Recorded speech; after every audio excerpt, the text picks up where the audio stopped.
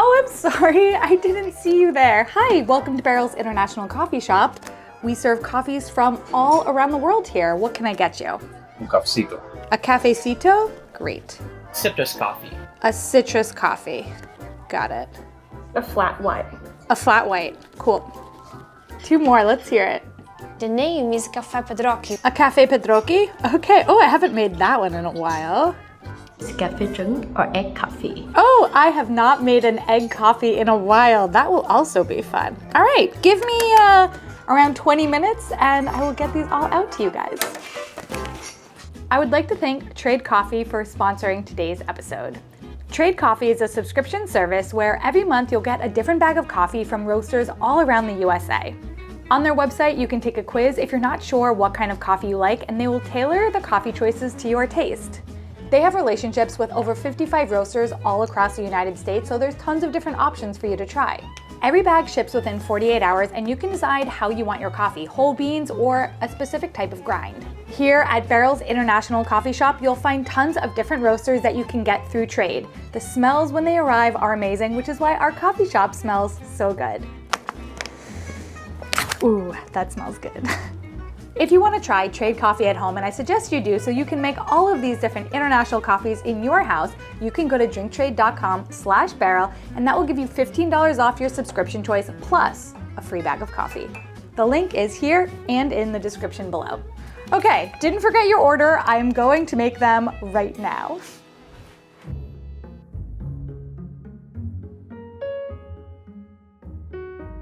Hi Beryl, my name is Thinh. I am from Ho Chi Minh City, Vietnam, born and raised, but I've lived in the US since I was 16. The coffee variation I would like to talk to you about today is Cà Phê Trứng or egg coffee in English.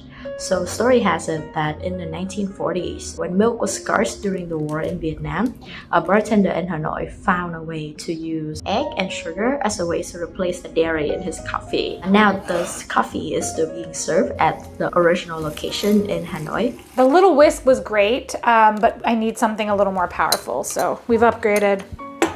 So you should definitely check it out if you find yourself in the capital city of Vietnam.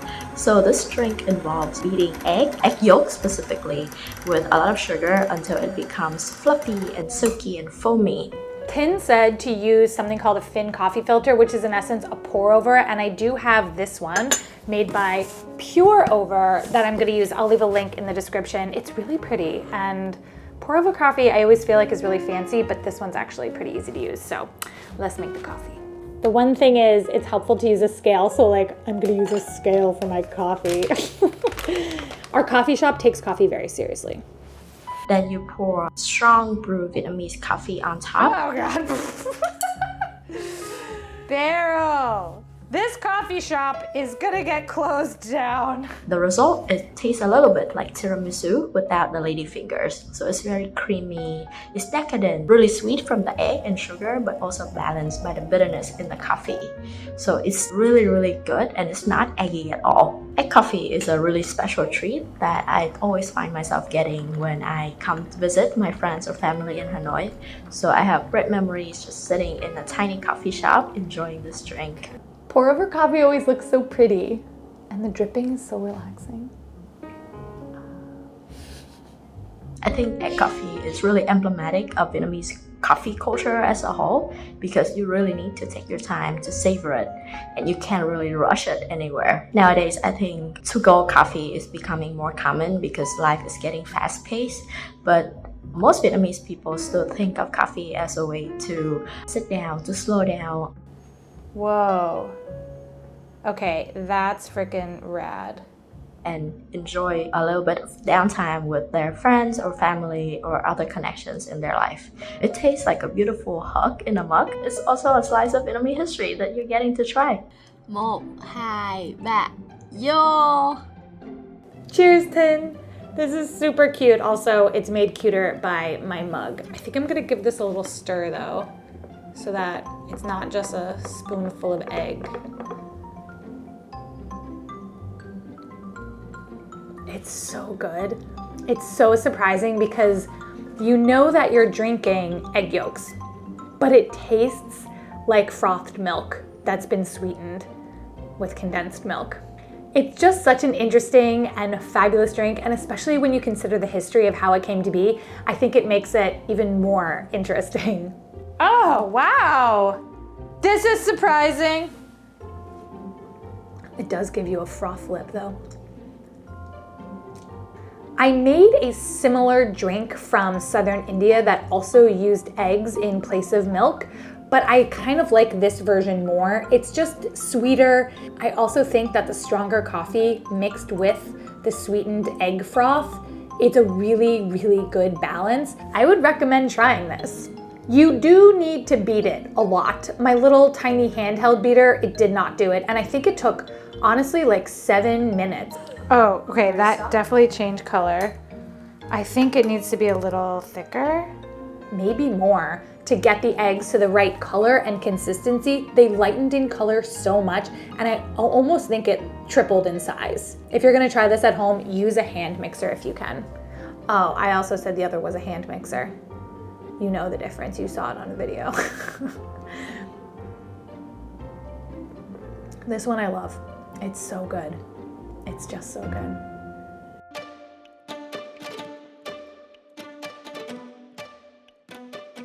Hey Beryl, hey everyone.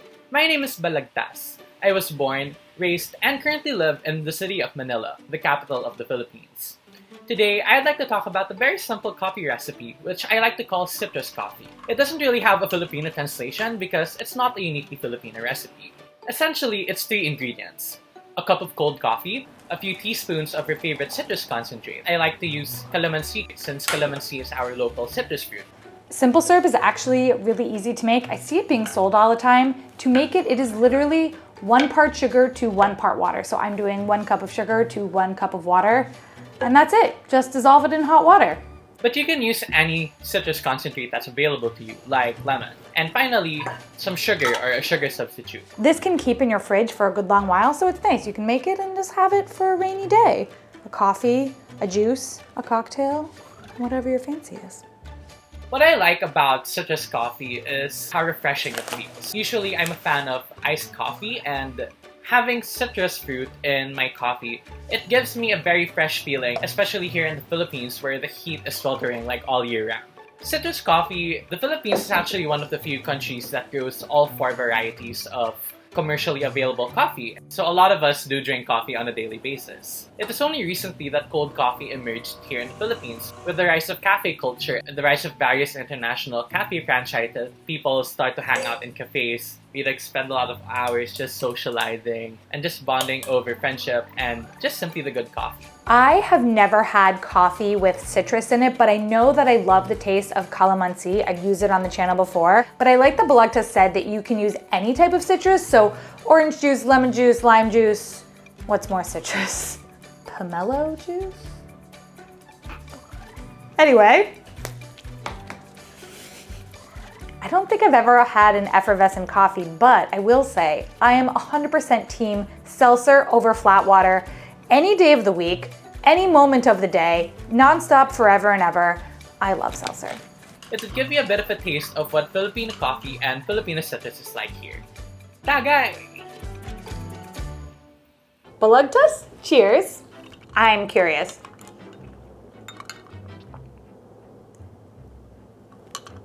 That is so good. The effervescence is so delightful, and the Calamansi adds so much brightness. I really did not have any expectation. I think I was just along for the ride, but the destination is incredible. I can say without a doubt that this will absolutely be a part of my summer coffee repertoire. I don't know if I could order this at a coffee shop, but I could definitely make this at home again. It's delightful. Any type of coffee would work. I just love an iced Americano, so that's why I went with an iced Americano. Wow, wow, wow, wow, wow, wow.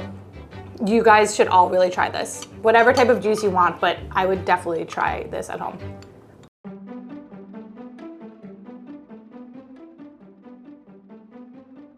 Hello, my name is Sam, and this is my dad, Roger. Hi. And we live in Hawaii, and my dad is from Cuba. We're going to be talking about Cafecito, which is a coffee variant from Cuba. We'd like to share a little part of our culture, which we think is delicious and vibrant like the rest of our culture. This is a weapon. It's just so vacuum sealed. One of the main ingredients in Cuban coffee is café. It's ground espresso, which has a very rich, dark taste. I believe it makes the experience that much better. And then the other main ingredient is sugar, which is a very common Cuban export. This coffee is made, ironically, in an Italian coffee maker known as a mocha pot, which points to the origin of this coffee tradition in Cuba, which is undoubtedly European. I really like the taste. It's sweet, but it's also strong at the same time. There's a specific technique that the Cubans do to add the sugar to the coffee. So we don't make the beverage and add sugar after. The coffee begins to brew in the mocha pot, and as the first bit of extraction begins to come out, we remove the pot, pour a little bit of it into another vessel that has our sugar in it, mix vigorously, and you want to recreate the texture of like a very wet sand. I'm looking for the consistency of wet sand, and I think that this is said consistency. Like, it's wet. That's wet sand, but it's got like a nice little foam to it, so we're gonna now pour the coffee into this. And then when the coffee concludes its brewing, we remove it from the heat to mix it together. There'll be a layer of foam on top. We call it espumita. Espuma is the Spanish word for foam. I really like this coffee because not only is it important to our culture, but it's something we've gotten to bond over the years because we've been making it together for a really long time. It's life-changing. It's not optional, it's a must-try. From our family to yours. Salud. Okay. This is a lot bigger than I thought it would be. I was like, look at how tiny this cup is. This is just a lot of coffee. So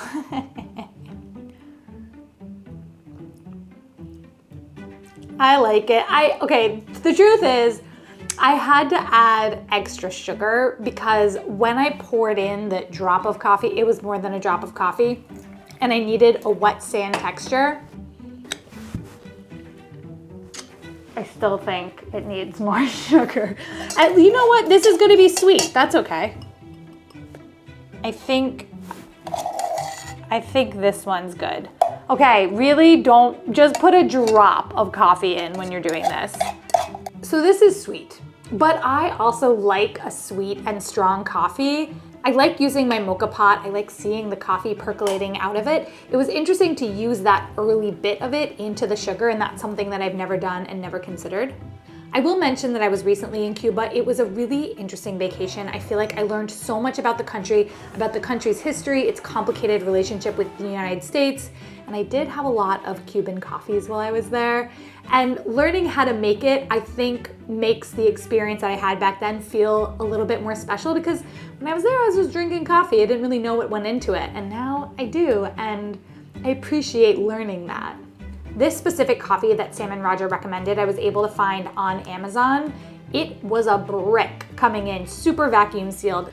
Oh, did you hear that little gas release? It smells to me like that stereotype of coffee, that earthy aroma that kind of fills your entire nasal cavity and makes you feel like, ooh, coffee. That's what it smells like. Ah, ooh, coffee. If you have a mocha pot, I would definitely recommend making this. It's fun, it's simple, and it does taste really different from just a typical brew.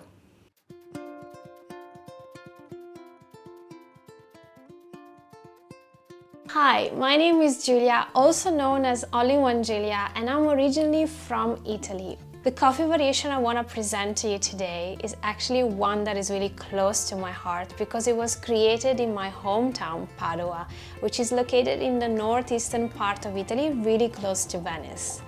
The name is Café Pedrocchi, which in English translates as Pedrocchi coffee. This smells like mouthwash, honestly.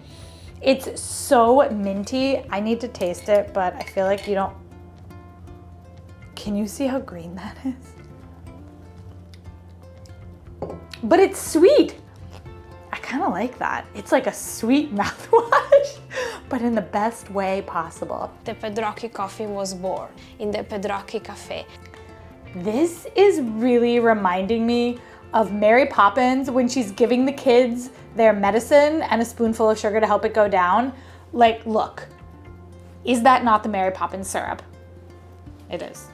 Which is an extremely historical cafe in Padua, and it was founded in the 19th century by Antonio Pedrocchi. Oh! St. Patty's Day, here we come. Pedrocchi coffee is basically an espresso shot served in a cappuccino cup, so quite a big cup.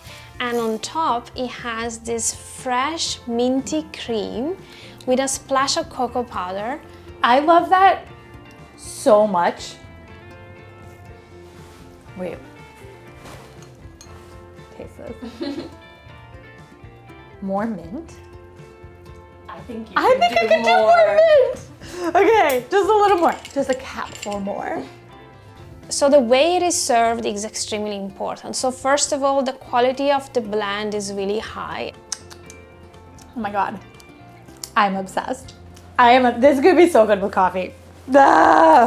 Fun fact, the Pedrocchi coffee has its own special brand and patented brand that is only served there. The other serving tips, which they're really strict about, is that Pedrocchi coffee is not served with a spoon and is not served with sugar.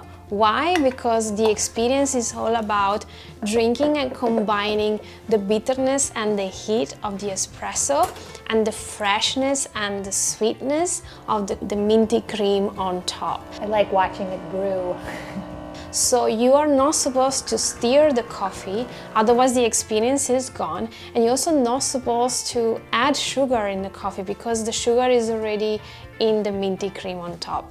So I consider the Pedrocchi coffee like a treat for myself. The espresso is bitter and hot, and then you have the cream on top, which is sweet and cold. It's just so unique. Cheers. This is very cool. The mint whipped cream, however, when going in, really reminded me of the end of Ghostbusters when they were covered in marshmallow and it was like plopping off of them.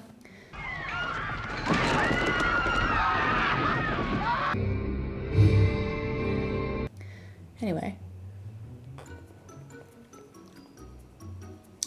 I mean, look, whipped cream and coffee is always good. The mint is definitely coming through on this, even with the strong espresso, and the chocolate on top gives it a little bit of like a minty mocha vibes. I think if you don't drink coffee, but you want to do like a hot chocolate with a minty whipped cream, that would be really good. I really like it. Yeah. Still? Yeah, now it's like... Now you're good. Oh my god. What I love about this is how simple it was to make, but it's a really fun twist on something that you might expect. I'm changed about that mint syrup, and I'm really happy that I have this entire bottle because there's a lot to go through, but I just feel like there's so many uses for this with different types of beverages because it's sweet and has a little bit of that minty flavor. It's not as strong as the green would let on. Julia said that really I can't stir it, even though I really want to stir it because I want to get the sweetness throughout the whole espresso, but it does feel like the Italian way to have like suffer a little bit for your coffee and then get the enjoyment of the whipped cream at the end. It's good.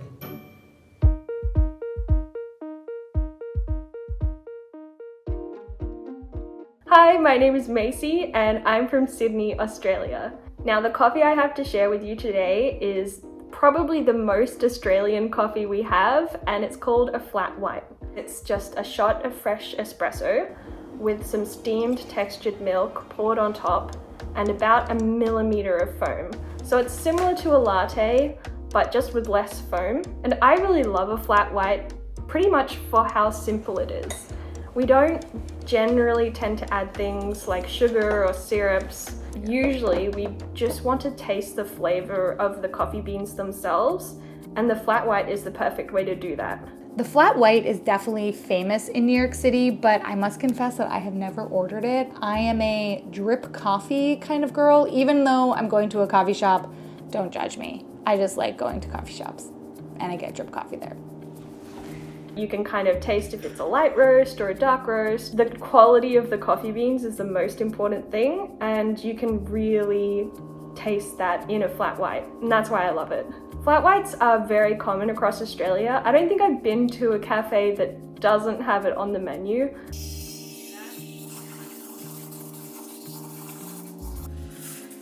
Okay. Whoa! Shit! Oh my god! Ah! Stop! Oh. That was really stressful. Note to self, get better at frothing milk. I have a lot of good memories with coffee in general, especially with flat whites, because that's kind of a ritual me and my dad have. So we go out to cafes and test their coffee, see who has the best one. Something a lot of Australians will have to eat with their coffee is a bacon and egg roll. Like most cafes will do that in the mornings because so many people come through and get their breakfast to go with their coffee, their flat white usually, and a bacon and egg roll. And it's so simple, but it's so effective in letting the coffee beans flavor shine through in the drink. Macy, cheers.